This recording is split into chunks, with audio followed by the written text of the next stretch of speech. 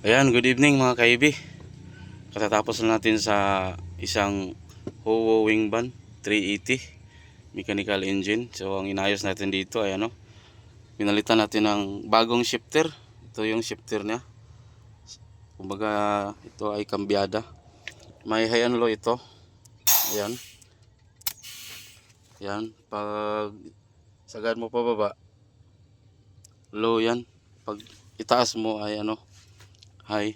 So may kunting tips lang ako sa inyo mga kaibi, lalo natin yung mga driver natin. Kaya ito nasisira, kaya pinalitan ko ito kasi noong nakaraang driver, yung last ay pinaglaruan niya ito.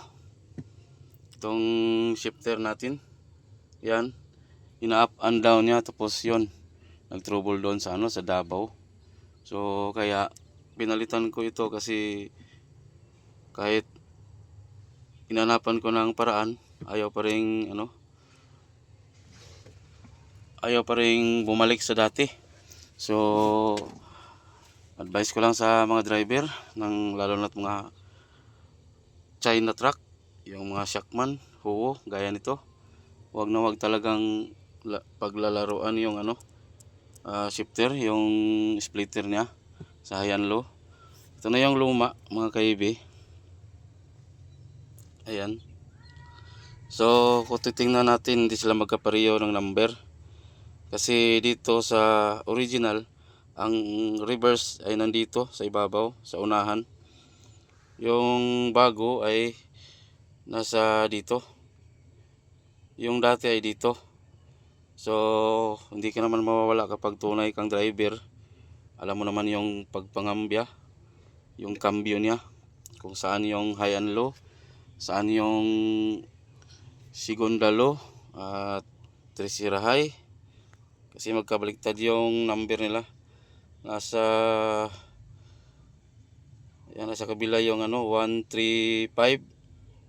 Ayan, 135 sa unahan at 6810. Dito naman sa original 124 at dito yung reverse ito, tapos 79. So okay lang yan kasi basta sanay ka na sa Howo, sa mga ganitong klaseng cambio ay makukuha mo rin. Pero kung baguhan ka ay talagang mawawala ka sa pag change gear mo. Yan, so tips lang, wag lang paglalaruan yung kumbaga switch niya sa high and low kasi talagang masisira yan. Yun lang mga kaibi.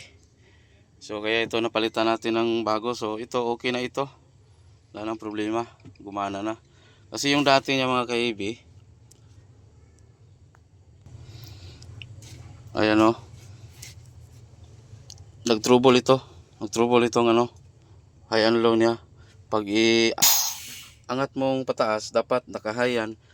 Dapat walang i-spray doon sa sa valve na doon sa transmission.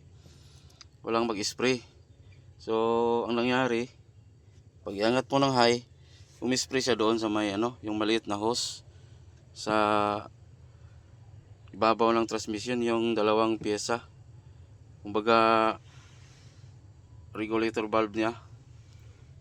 Yun ang magre-regulate kung nakadepende sa paghila mo dito, naka-high ba o naka-low. So siya na yung bahalang magre-regulate doon para sa supply niya yung sa likuran ng transmission ng hangin sa high and low niya, yung may piston. So kaya napalitan ito ng bago na ito kasi nasira yung dati. Dapat pag ganito naka-high, wala talagang mag-spray ng hangin doon sa may transmission, sa may regulator valve niya. Yan. So ang nangyari, nag-i-spray siya ng hangin doon. Dapat pag naka-low, yan lang ang steady, may hangin siya. Pag naka-low, yan lang na may pressure papunta doon. So kaya napalitan ko kasi ganun ang nangyari.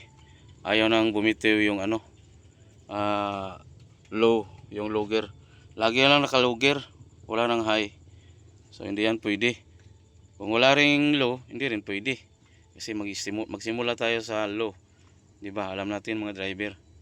So, yan lang. Yun lang tips natin. Maraming salamat. Yan, Ho 380. Thank you. And God bless.